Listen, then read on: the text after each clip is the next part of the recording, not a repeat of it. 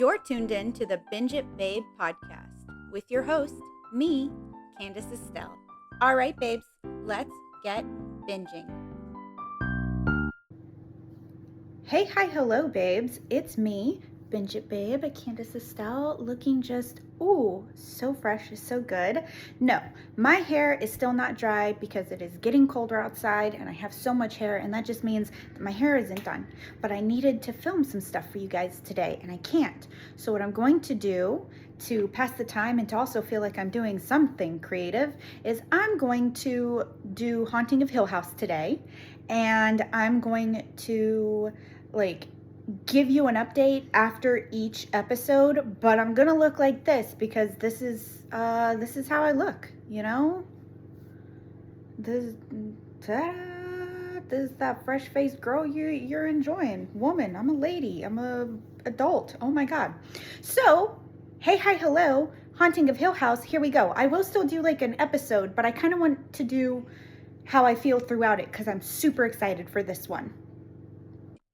Hey, hi, hello, and how are you, babes? Today we're talking about The Haunting of Hill House, which you will be perfectly aware of because I did like little um like updates as I watched the show. I didn't come here, I didn't do it professionally. My hair looks interesting, but I already did kind of the recap of the show beforehand because I watched it, all in one go for this October 19th situation. And the last two episodes I watched back to back because there's just so much going on that I didn't want to, honestly, I didn't feel like pausing it in between to be like, okay, guys, this is what just happened because I was super into it. So, welcome. It's October 19th. It's chilly. The air is cool. I am cool. You are cool. We're going to be talking about The Haunting of Hill House, which is rated, pardon me, I rated it fifth. So this is a top five choice for me. And I had only seen it the one time. I just rewatched it, like I said, and so pleased. I'm so pleased I rewatched it. It's just as beautiful as the last time. I think it's probably better now because I am a little less on edge. I know that there's going to be certain jump scares and stuff that are going to happen. And so now that I know that's happening, I can focus more on the story. And so I love it. It's a really beautiful and intricate story. And I don't have to replay it for you now because, you're going to see the cell phone video either before or after this, however I choose to edit that. But I love it. I love it. It's so wonderful. And so in the last, two episodes, we really get more information, which is basically that Hill House is a living entity in some way, and it's, devouring the people who live there. And for some people, it's making them a little bit nutty, or they're already nutty. And then for other people, like they don't recognize the effects that it's having on them. And so the Crane family moves in to flip the house, and Carla Gugino's character Olivia, who's the mom, who, by the way, just 1 second, Carla Gugino is one of the most beautiful women I've ever seen. I am so in love with her. I think I have been since I was a kid, like Spy Kids days. I remember watching a interview that she did where she talked about how like doing Spy Kids meant that her career was over because, that's like a thing, I guess. And then I looked it up and she was like 30 when that movie came out. Can you imagine? I mean, you can't because we've all lived in this freaking world where like 30, you're out of your prime. Like, look at her. Look at her now. She's in her 50s. Gorgeous. Gorgeous. Cannot wait to age like she is. And I know I will because I believe in myself. Anyway, so um, they're there to like flip the house and the kids all live there. And Olivia starts like really going downhill in her mental health, like kind of quickly. And the reason is because the house is messing with her. It's confusing her. She's seeing the ghosts that live there. There are ghosts there. And instead of recognizing that they're ghosts, the ghosts are kind of like, you're dreaming when you're not with us because that's a nightmare and all of the death and blah, blah, blah. And so it basically is trying to convince her to kill her whole family, um, so that they don't have to go into the nightmare. They're like, if you kill them in this nightmare, it ends. And then they only get to be happy and safe and with you. She doesn't recognize that she's awake when she's trying to do this. That's what I'm trying to say. She thinks that the ghosts mean that she's dreaming and therefore not awake. So if she kills her kids in the dream, they'll wake up from the nightmare that she's also having. Um, what? I did not. I hate that thing. Um, it makes me so mad. It makes me never want to thumbs up anything. Uh, Anyway, so she's like slowly losing her mental faculties. Also, time is not linear in this show. It's like looping around and it's being very weird. And her kids are also being affected by this. Mostly the younger ones, the twins, Nell, Nell and Luke, where they're definitely seeing ghosts all the time and they're definitely like being haunted. And it's, I don't know why it's so, I know why it's so beautiful. For one, the shooting is really phenomenal and you're definitely on the edge of your seats, and I don't want to give too much away is the problem. I don't want to give too much away. But you're on the edge of your seats, and then you end up really caring about these people in certain ways, which I think is always really powerful. Like Nell, I find kind of whiny in the first couple episodes, where I'm just like, oh, you're boring me. And then by the last one, I get her so well, and she has one of the best lines because her family, her like siblings, also kind of treat her the same way I felt about her, which is like, ugh, what is it now? Like, what whiny problem do you have? That's kind of how they are with her. And she dies in the very first episode. That's not even a spoiler because it's the first episode. And then at one point, all of the family is in the house, and she's talking to them, and she's like, basically she's like, don't worry about how you were with me or the fact that you never believed me with this stuff, because I loved you guys completely and you guys love me, and that's all that matters, and everything else is just confetti. And I don't know why, but I love that line. This is like one of the very few times where I'm watching something that's supposed to be super scary and it's supposed to freak me out, and it does. It keeps me on the edge of my seat. A horror thriller, but also where I cried because of the like poignancy of it. By that last episode, like when she's like, it's all confetti, and I'm just like, okay, it's really beautiful. It's beautiful. It's beautiful and it's haunting, and it's got a great storyline, and I enjoy it really thoroughly. I want to say more, but I don't want to give stuff away. I know it's older, but it's one of those ones where, like, if this one you haven't seen, I don't want to tell you about it. I want you to be able to do it yourself. Like I spoil almost everything. I don't really want to spoil this for you because it's so special. If you're someone who can't handle scary at all, like if your threshold is 0 out of 10, like, no, you can't watch this. But if your threshold is like 5 out of 10. I think you could watch this. You might be a little uncomfortable at some points, but I think you'd be okay, and I think it would be worth it. Because I would say I'm a 5 out of 10 kind of scary gal. Um, Not gory, really. And I think that's something that really bothers a lot of people. I'm fine with a lot of gore, especially if it's done in a silly way, as you can tell by some of my picks. But I don't think gore is a problem. It's it's basically just a mystery, right? It's a mystery with ghosts, which just adds this element of complexity because ghost rules are a little bit different and you're kind of trying to figure out what's going on. And if I'm honest, I'm not 100% what happened.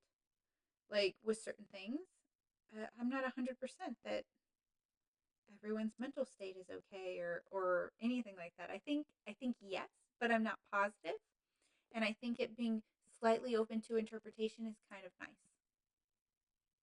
So I won't say more about it. You can see in the videos, the cell phone videos, which you'll be able to tell that they're cell phone videos, obviously, and you'll be able to tell what those are. You can skip those if you want.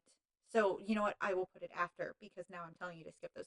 Skip those if you don't want any spoilers whatsoever. Because I'm pretty sure in those like minute and a half, I'm like, oh my god, what just happened? So be done now if you don't want to be spoiled and you are going to go watch it. And if not, and enjoy me like videoing as I go. And goodbye. I'll see you guys tomorrow. Like I said, Haunting of Hill House, 5 out of 31. Highly recommend. So excited to share it with you guys. And yeah, all of my Flanagan stuff. I haven't seen Geraldine, but I saw Bly Manor. I saw The Fall of the House of Usher. Um, both of those are good. This one's the best. This one's the best one.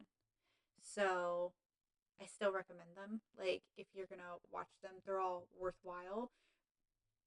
Honestly, if you're going to watch them and you haven't seen any of them, I would say go Bly Manor. Do Bly Manor. 1 second. I would say do Bly Manor, then do Follow the House of Usher, then do this one, because that's how it ramps up in terms of like quality. Because I think if you start with the best one and then you go down, like, even if the other stuff is good, you're not going to like it as much. So do that, and then it's just going to be like, it gets better and gets better, gets better, gets better. That's what I would do if I were you. Mike Flanagan, binge off. Bly, Usher, Haunting a Hill House. Whew, I am succinct as hell today. Sorry, but also I don't know what to say because I don't want to give stuff away, and that always is difficult for me. Goodbye. I'll see you tomorrow, and the day after, and the day after, and all of the times after that. Bye, babes. Be safe. Bundle up. Okay, so I just finished the first episode of The Haunting of Hill House, and now I'm going to see episode 2, which is called Open Casket. And I've seen this show. I saw it once. I binged it, like 2 a.m. type of binging it, because I was so enthralled. And once again, I am enthralled. I really don't fully remember things. I know how it ends, kind of. I remember one specific line. So I'm very excited. I'm very much so enjoying it. This first episode, you kind of get to see where all the siblings are as adults, as well as seeing them when they're little. Like, little Luke is just so freaking adorable. I love when little kids have glasses. I don't know why. It's just so cute to me. And then you kind of see where they are now. And for some reason, Nell is just like not doing well.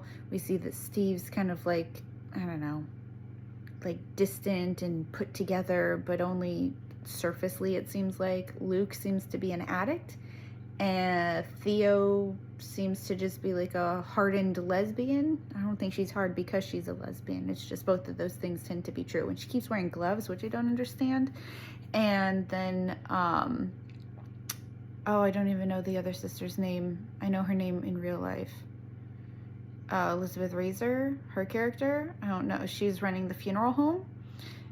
She also, everyone seems miserable. I feel like I know that that's like how life can be or whatever, but it's just, there's no happiness here whatsoever. It looks like Steve is separated from his wife. She's running a funeral home, but she just seems really stressed.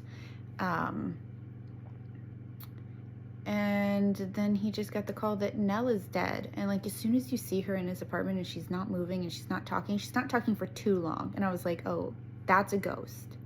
That's a ghost for sure. And then she kind of turned into like stone while like screaming something, but I couldn't understand what she was saying. So I have no idea. But then he panicked, and then there you go. So Nell dies in the very first episode, which I didn't remember, I guess. So I'm already in. I need snackies. I need to go to the bathroom. You should also go to the bathroom if you need to. Drink some water. And I'm going to relax my forehead. My God. Here we go. Welcome back. We're doing an episode 2 recap now. And you're wondering, oh, Candace, why do you look like that? Because I'm cozy. I'm cozy under my blanket, and it's getting chilly, as I said. And so I'm staying cozy because I deserve to be cozy, and you deserve to be cozy. Go get cozy, okay? Plus, as soon as I finish this video, I'm going to start the next episode. So I don't want to sit up to pretend like I'm being active. I'm not. You guys know what I'm up to. I'm binging an entire TV series right now. See, episode 2 is already just so intense and so sad. And so Nell is dead, and then Elizabeth Reeser's character is, her name is Shirley. So I know that now. Fucking flies still around. And she's, like I said, she works at a funeral home. So she's the one who's like embalming her sister and putting that together, and that makes no sense. And they're saying Nell killed herself. And that doesn't make any sense either because we saw her dancing. They didn't see her dancing. I don't know. And then I was really disappointed when Steve like Steve tells Shirley that she's dead, and she like blames him for a second. She's like, I told you to handle it. I told you to she wasn't okay. And it's like, all right, well, neither is blaming someone for someone else's death like that. That's never okay. I know you're grieving, but Jesus Christ, like, pull it together. Ugh. It's already so intense, you guys. It's so intense. I gotta go. I gotta see what else is up. Also, Carla Gugino's in more of this episode. She plays their mom. I love her so much. That is one of the most beautiful women I have ever seen. Ever. She is so stunning, and oh my god, do I wish I aged like she does, because, ugh, perfect. She's perfect. Okay, I gotta go. Bye. Okay, hey y'all. We just finished episode 3. What did you think about it? Oh, Charlie, I love you so much. This one seemed to focus on Theodora, and her little superpower, which seems to be if she touches something, she can figure out like its history or intention or value or something. So it was a really good one. Is it focusing only on you, dude? You know what? That makes sense. You're the star. And she then touched Nell, who's dead, by the way, and like has been autopsized, however that works, and then lost her mind, and then called that girl she was super mean to that she hooked up with over. Come here. Why are you pretending like you don't love to snuggle? If you want space, that's okay. I respect you. Anyway, so now we're going to get on to episode 4, but we need snacks. See, I knew it. I knew it. I love you too, man. I love you. We're going to go snack. Okay. We got Luke's story in episode 4, and apparently him and Nell are twins, and just like with all of them, he woke up in the middle of the night, when she died, and he's being haunted by a man, but then at the end it was also his mother, and he's an addict and he's clean, and the lady he's trying to date also an addict, and then she like straight robbed him and took off, which is a real bummer. And he looks rough as hell, and he keeps saying that he's not using, but it looks like he got either beat up, something happened, I don't know. But I'm hoping he's okay. And he was just told that Nell killed herself, and then he's just like, no she didn't, so episode 5, it says it's called The Bent Neck Lady. So let's see what this is about. I assume. So we've already had an episode for Shirley. We've had a Steve-centric episode. We've had a Theo-centric episode. I guess we really haven't had a Steve-centric episode as much, but like I feel like he got a lot of time with the Shirley one. We've had a Luke-centric episode, so I feel like it's Nell's time. Let's see. Okay, we just watched the 5th episode, which was terrifying or sad. I think mostly sad.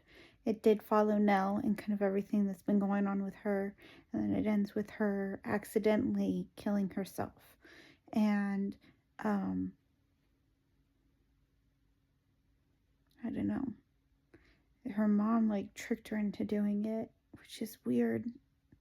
I don't understand what's wrong with her mom. I don't get it. I trust Carla Gugino way too much because I'm just like, there's no way she would ever be evil. She couldn't be. It's Carla. She's beautiful, which is not a thing. But, I don't know. I'm panicking. Hello, please take care of me. She will not, but she sits next to me while I'm panicking, which is nice. Hello. Hello. Oh my God, Aspen, I love you so freaking much. Okay, we're gonna watch the 6th episode now, and keep keeping on. Oh my God, I love her so much. Okay, it's dark because we've been watching this for hours, Now we're on episode 7. That's called Eulogy. The last one is the super, super intense one where everyone's fighting around her casket and there's like some ghosty wosty stuff. But really, all I am is sad and questioning. I'm not scared. I'm not really thrilled. I'm sad. The show makes me sad. I remember that now. So I'm sad and I'm curious because I don't really remember much of anything. I also don't know why I'm whispering. You know how sometimes you get in that mood and then whispering is all that feels appropriate? I really want a quesadilla, but I don't feel like moving. Okay, I'm gonna watch the next episode. Bye. Okay, we're now on episode 8, which is probably the last episode. I have no idea what's going on. There's lots of haunting things, and I can't tell if their mom went like bananas from the house or she had something pre-existing or what, but it seems like she's the scary thing. I know I have seen this. I just legitimately don't remember any of these details. Also, I don't know why I've chosen to watch all of this all at once. Oh, that's right. My whole thing is that I binge watch TV. Here we go. I'm overwhelmed. Definitely going to put on Bob's Burgers after this to, palate cleanse or what we do in the shadows or something. Okay, cool. Bye, babes. Okay, I was wrong. I have 2 more episodes to go, but it's late. I cannot finish it tonight, but I'm freaking out. But it's fine.